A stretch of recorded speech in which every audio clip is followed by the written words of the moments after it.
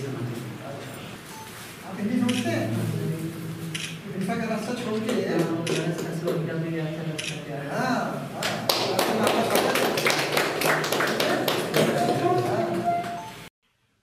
दुई जन केकेबीएन डिविजन माओवादी आज ओडिशा आरक्षी महानिर्देशक निकटरे आत्मसमर्पण करिसेंति।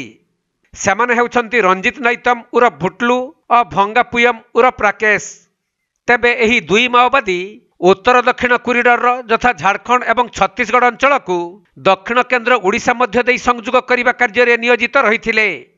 एमाने 2017 मसीहा ठारू माओवादी संगठन सहित जड़ित रहिथिले।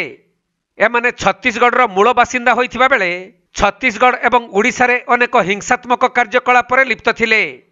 हेले माओवादी मानकर सर्वदा अनैतिक कार्यकलाप यथा महिला कैडर मानकु यौन शोषण, भय प्रदर्शन करी चांदा आदाय करिबा एवं युवक युवती मानकु मिथ्या प्रतिश्रुति देई संगठन रे शामिल करिबा इत्यादि कार्य रे एमाने असंतुष्ट होई आत्मसमर्पण करी एक साधारण जीवन बंचिबा पई बौद्ध आरक्षी अधीक्षकଙ୍କୁ संपर्क करिथिले।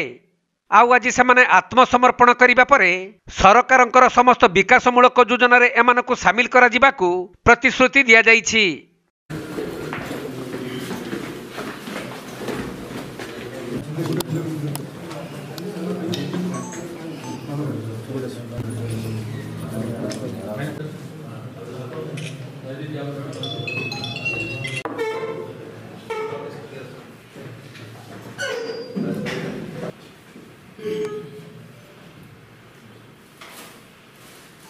आप हिंदी समझते हैं?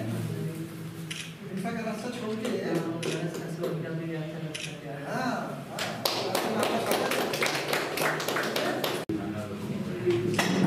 Kandhamal जिल्लारू Ganesh नायकଙ୍କ report, Konark live.